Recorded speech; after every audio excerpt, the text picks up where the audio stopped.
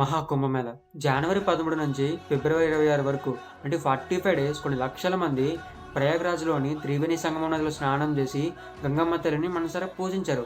అయితే ఎందుకని కొన్ని లక్షల మంది ఈ కుంభమేళకు హాజరయ్యారు? ఈ కుంభమేళ వెనుకున్న స్టోరీ ఏంటి? ఆ 145 ఇయర్స్ కాన్సెప్ట్ ఏంటి? ఎందుకని 4 ప్లేసెస్లో మాత్రమే కుంభమేళను జరుపుతారు అనే విషయాల గురించి తెలుసుకుందాం. ఒకరోజు దుర్వాస మహర్షి ప్రయాణం చేస్తూ ఉంటే ఇంద్రదేవుడు తన ఐరావతం మీద స్వారీ చేస్తూ కనిపిస్తారు. మహర్షి చాలా గౌరవంతో వనదేవత ఇచ్చిన స్పెషల్ గార్లెండ్ అంటే ఒక పూలదండని ఇంద్రుడికి బహుమానంగా ఇస్తాడు. ఇంద్రుడు తీసుకొని ఐరావతం తొండపైన వేస్తాడు.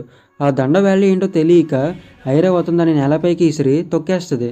ఎంతో గౌరవంగా ఇచ్చిన దండని ఇలా తొక్కేయడాన్ని చూసి మహర్షికి చాలా కోపం తెప్పిస్తుంది. ఇంకా ఫుల్ కోపంలో ఇంద్రుడిని అని మిగతా దేవుళ్ళందరినీ శక్తి బలం శ్రేయస్సు పోవాలని శపిస్తారు.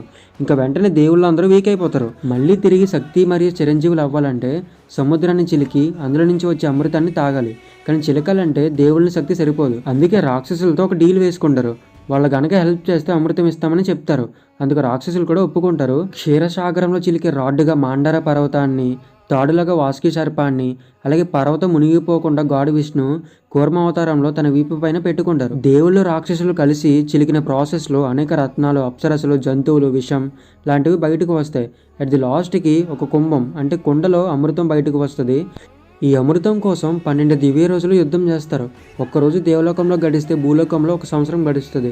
అంటే 12 రోజులు యుద్ధం చేస్తే భూలోకంలో 12 సంవత్సరాలు గడుస్తాయి. ఈ యుద్ధం చేస్తున్నప్పుడు 4 అమృత చుక్కలు మన ఎర్త్ పైన పడతాయి. అవే ప్రజెంట్ కుంభమేళా జరిగే ప్లేసెస్. అవే హరిద్వార్, ఉజ్జయిన్, నాసిక్ అండ్ ప్రయాగ్రాజ్. ఈ యుద్ధంలో లార్డ్ విష్ణు మోహిని అవతారంలో వచ్చి రాక్షసులందరినీ తన అందంతో మాయ చేసి దేవుళ్ళని అమృతం తాగేలా చేస్తాడు.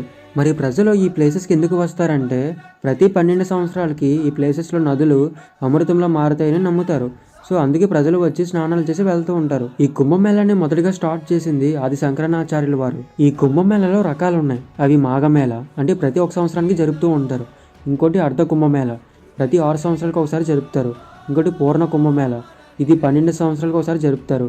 ఇంకోటి మహాకుంభమేళ ఇది 144 సంవత్సరాలకు ఒకసారి జరుపుతారు. అంటే 12 పూర్ణ కుంభమేళాలు అనమాట. ఈ మహాకుంభమేళాన్ని ప్రతి 3 జనరేషన్స్లో 1 జనరేషన్ మాత్రమే చూస్తారు. మరి ఈ మహాకుంభమేళానికి మీరు వెళ్ళారా లేదా అన్నది కామెంట్ చేసి చెప్పండి.